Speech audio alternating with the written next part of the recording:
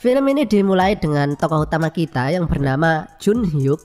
Dia ini adalah lulusan sarjana dan sekarang itu sedang fokus untuk ujian melamar pekerjaan. Kalau di Indonesia itu kayak tes CPNS lah. Nah, Jun Hyuk ini udah gagal tes 2 kali dan ini adalah kesempatan terakhirnya untuk melamar pekerjaan tersebut. Karena itu dia ini fokus banget mempelajari tes CPNS-nya. Tapi sayangnya penghuni kamar kos sebelah itu kerjanya ngencrot terus sama pacarnya dan rame banget loh, kayak kucing kawin. Jadi Jun Hyuk ini merasa terganggu banget.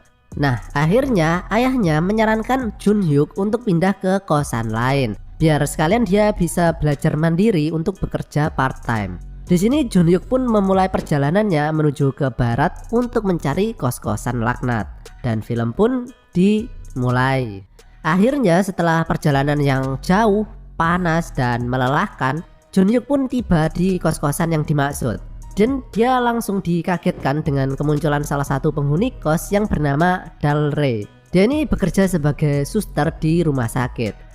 Jun Hyuk pun dipersilahkan masuk dan di sini kita diperkenalkan dengan ibu kos yang bernama Arang. Namanya Arang tapi kulitnya putih ya, nggak cocok.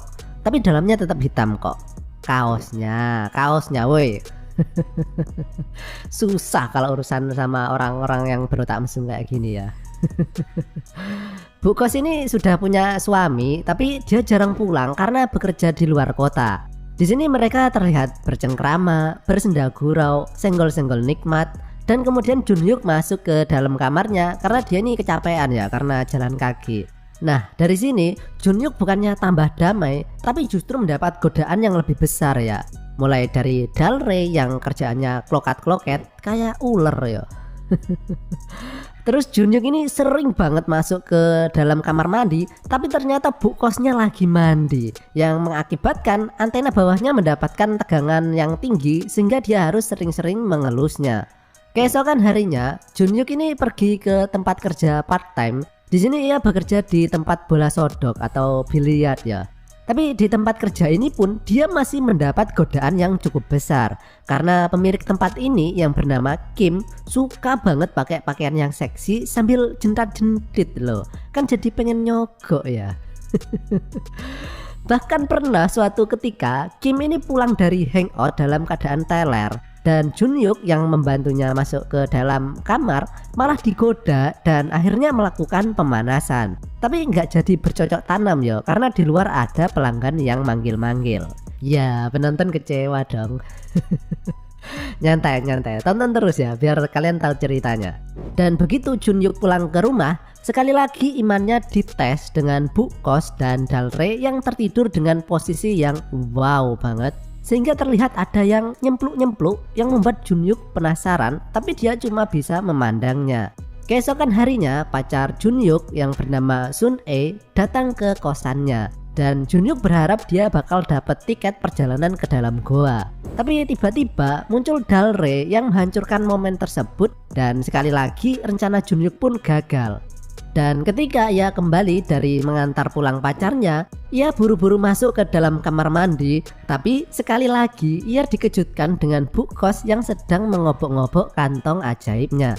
Nah, godaan demi godaan terus menerpa kehidupan Jun Hyuk di kosan ini. Dan di sini ia masih terlihat kuat menghadapinya. Sampai suatu ketika pas ia mau berangkat kerja, ia mendengar suara celepak-celepok dari kamar ibu kos. Jun Hyuk tentunya penasaran dong dan mencoba melihat secercah cahaya dari kamar ibu kos.